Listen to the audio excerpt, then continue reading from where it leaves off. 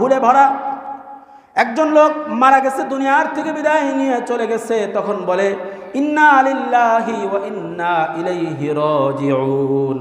যেগুলো পালন করেন না আপনারা বা আমরা যারা পালন করি না আল্লাহর হুকুম, এগুলা বাদ যেগুলা পালন করেন, দেখুন এগুলার ভিতরে কি পরিমাণ ভুলে ভরা। কোন ব্যক্তি ইন্তেকাল করছে, তখন তার জন্য সর্বপ্রথম একটা দোয়া কি পড়ে, ইন্না লিল্লাহি ওয়া ইন্না ইলাইহি রাজিউন। এই দোয়াটার ভিতরেও কত রকমের গলত পড়ে, ইন্না লিল্লাহি ওয়া ইন্না ইলাইহি রাজিউন পড়ে না? খেয়াল করবেন, ইন্না নিল্লাহ কি মিয়া, কোরআনকে বিকৃত করে ফেলছেন আপনি। ইন্না নিল্লাহ, ইন্না লিল্লাহি, আমার সাথে বলেন ইন্না লিল্লাহি ওয়া ইন্না ইলাইহি রাজিউন। ইন্না লিল্লাহি ওয়া ইন্না ইলাইহি রাজিউন ভুলটা পড়বেন না, না পারলে শিখে নেবেন। 2 নাম্বার, এরকম অনেক ব্যক্তি সালাম দেয়, সালাম আলাইকুম, সালাম আলাইকুম, সালাম আলাইকুম। এটা আরবির শুদ্ধের ভিতরেও নাই, আবার কয় সালাম আলাইকুম। আমি যদি একটু জুম করে আপনাদেরকে বলি তাহলে বলে উনি বলে সালাম আলাইকুম। এই সামু শব্দের অর্থ কি জানেন? সামু শব্দের অর্থ হলো মৃত্যু। কোনো ব্যক্তি যদি কোনো ব্যক্তিকে বলে সালাম আলাইকুম শব্দের অর্থ হলো আপনি তাকে এই দোয়া দিলেন, আল্লাহ তোমার উপরে মৃত্যু বর্ষণ করুক, আল্লাহ তোমার উপরে মৃত্যু বর্ষণ করুক। কিন্তু কোনো ব্যক্তি যদি বলে আসসালামু আলাইকুম, তাহলে তোমার উপরে শান্তি বর্ষিত হোক। সালাম আলাইকুম এটা ইহুদিরা নবীকে বলতো, নবীকে হিংস দিয়ে তারা বলতো সালাম আলাইকুম। নবীজি বলতেন ওয়া আলাইকা, তোর উপরে এটা পড়ুক, এই মৃত্যু তোর উপরে পড়ুক, আমার উপরে না। আল্লাহ তাআলা আমাদের সকলকে হেফাজত করেন। ইহুদি মার্কা সালাম কেউ দিবেন না, মুসলমানি সালাম দিবেন, কোরআনওয়ালা সালাম দিবেন, হাদিসওয়ালা সালাম দিবেন, নতুবা ওই সালাম আপনার উপরে ঘুরে এসে পড়বে। 3 নম্বরে এমন আরেকটা ভুল করি, যে ভুলের মধ্যে আমাদের প্রচলিত, আমরা তো ইসলাম ইমাম সাহেবদের কাছ থেকে শিখি না, প্রচলিত ওই যা শুনে আসছি বলে আসছি ওর মধ্যেই আছে। এর মধ্যে একটা হলো, কোনো ব্যক্তিরা একসাথে বসছে, তারা খাবার দাবার খাচ্ছে, এখানে গিয়ে মোটামুটি একজনের বলে আসসালামু আলাইকুম, আর সবাই বলে উঠে এই কথা, খাওয়ার মধ্যে সালাম দেওয়া যায়, মিয়া খাওয়ার মধ্যে সালাম দাও। এই জাতীয় কিছু সমাজের ভিতরে আমাদের কুপ্রথা আছে না নাই? এটাও একটা কুসংস্কার। কিন্তু খাবারের ভিতরে আপনি 1000টা কথা বলতে পারেন, অনেক সময় ব্যক্তি ঢোকার সময় বলে এ কথা, যেহেতু খাবার দাবার খাইতেছেন এই জন্য খাওয়ার মধ্যে আর সালাম দিলাম না।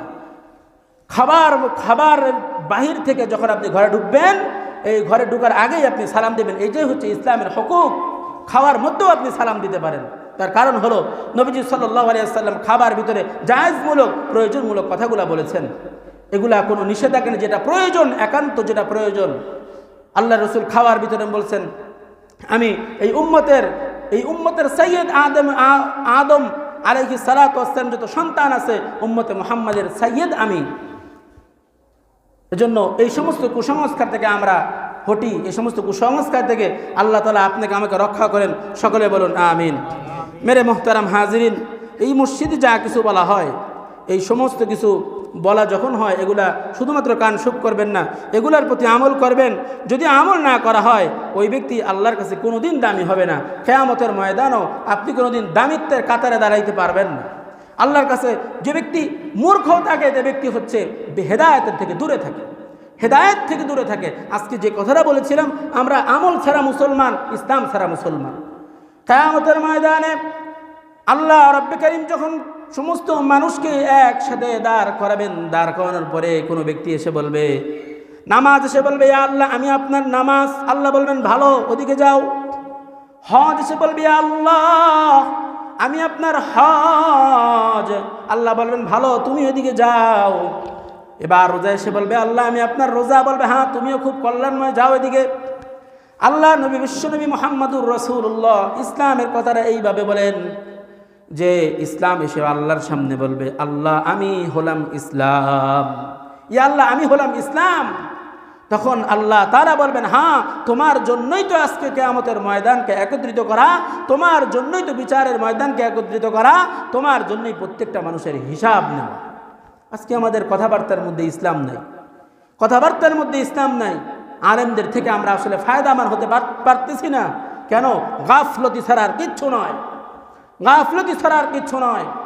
বেয়াদব হবেন না, মূর্খ ব্যক্তি বেয়াদব হয়ে যায়, বেয়াদবের ঠাঁই আল্লাহর কাছে নাই। আল্লাহ বেয়াদবকে হেদায়েত দেয় না। কোনো বেয়াদব কিয়ামতের দিন জান্নাতে যাবে না, সোজা জাহান্নামে। বেয়াদব হবেন। আল্লাহ তাআলা আমাদের সকলকে হেফাজত করুক। বেয়াদবের ঠাঁই আল্লাহর কাছে নাই। বেয়াদব সবচেয়ে বেশি আল্লাহর হেদায়েত থেকে মাহরুম হয়, আল্লাহর ক্ষমা থেকে মাহরুম হয়।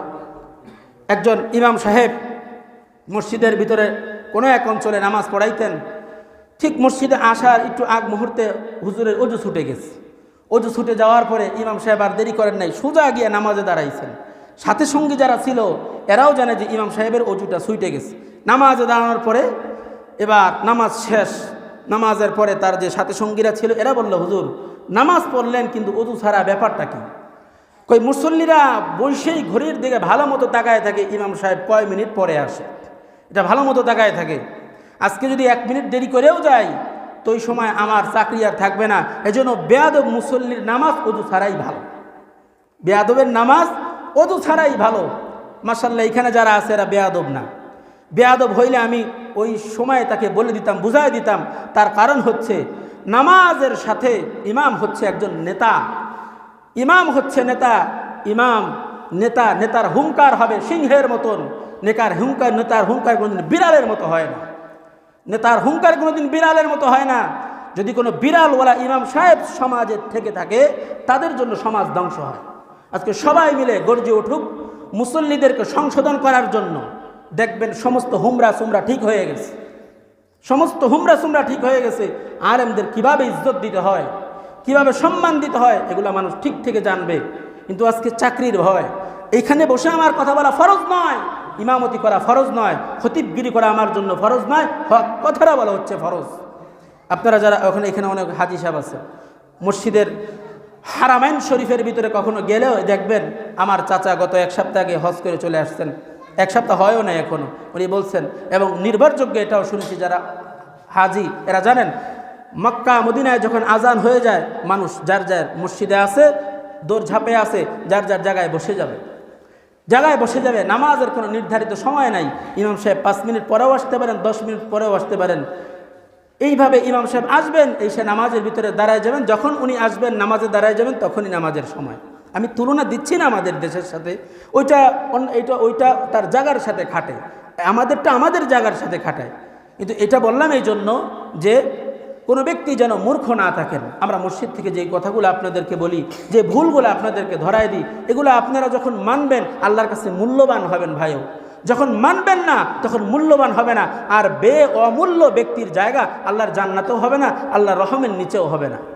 আল্লাহ তাআলা এই আপনার আর আমার জন্য দুনিয়াকে টিকায় রাখেন নাই, দুনিয়াকে টিকায় রাখছেন। কিছু বান্দা আছে আল্লাহর ইবাদত করে, কিছু বান্দা আছে যারা নির্ভীক চিত্তে হক কথা বলে, কিছু বান্দা আছে যারা সাহাবায়ে কেরামের নকশার উপরে চলে, আল্লাহর নকশার উপরে চলে। যার কারণে আপনারা আর আমরা চলি, এখনো হায়াত আছে, এখনো ভাত খাচ্ছি। নতুবা এই সমস্ত আবর্জনার কাতারে যদি পড়ি আল্লাহ তাআলা ওই আবর্জনাকে জায়গা দিবেন না। সর্বোপরি ওসিয়ত এবং নসিহত হচ্ছে এটাই যে একজন মুসলমান আর কাফেরের ভিতরে পার্থক্য শুধুমাত্র নামাজ নিয়ে, মসজিদ নিয়ে এবং ইসলামের অন্যান্য হুকুম নিয়ে।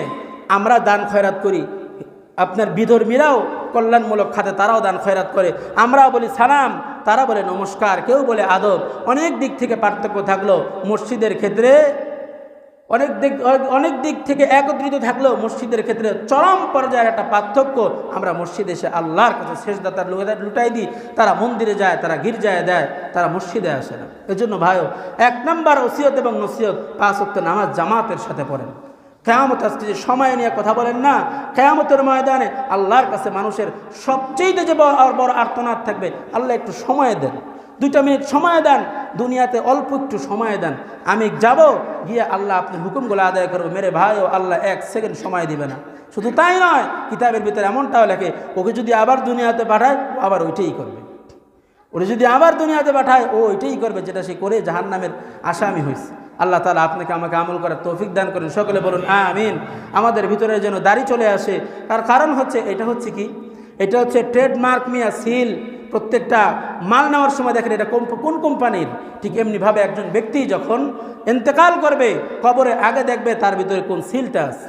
এই সিলটার কারণে অনেক গুনাহগার আল্লাহর কাছে মুক্তি পেয়ে যাবে। 1 নম্বরে নামাজের প্রতি যত্নবান হন, 2 নম্বরে সুন্নতের প্রতি যত্নবান হন, 3 নম্বরে যেই কথাগুলো মসজিদ থেকে বলা হয় এগুলা বা ইহতিমামের সাথে আমল করবেন। এগুলো যদি আমল করেন আল্লাহর কাছে আপনি অবাঞ্ছিত বস্তু হিসাবে নয়, মূল্যবান বস্তু হিসাবে পৌঁছাবেন। এটা আমার উপকার নয়, এটা আপনারই উপকার হবে। আল্লাহর কাছেই আপনি ক্ষমা পাবেন, ক্ষমার যোগ্য পাত্র হবেন, আল্লাহর জান্নাত পাবেন। করা যাবে তো ইনশাআল্লাহ? সালামু আলাইকুম কেউ বলবেন না। খাওয়ার ভিতরে কেউ বলবেন না যে খাওয়ার ভিতরে সালাম দেওয়া যায় না, এই কথা কেউ বলবেন না। ইন্না লিল্লাহি ওয়া ইন্না ইলাইহি রাজিউন এগুলা বলবেন না। ইন্না লিল্লাহি ওয়া ইন্না ইলাইহি রাজিউন এগুলা বলবেন। আল্লাহ তাআলা যা কিছু বললাম আর শুনলাম, এগুলোর প্রতি আল্লাহ তাআলা আপনাকে আমাকে আমল করার তৌফিক দান করুন। সকলে বলুন আমিন। ওয়া আখিরু দাওয়ানা আলহামদুলিল্লাহি রাব্বিল আলামিন। যারা সুন্নত পড়েনি ক্বাবলাল জুমার 4 রাকাত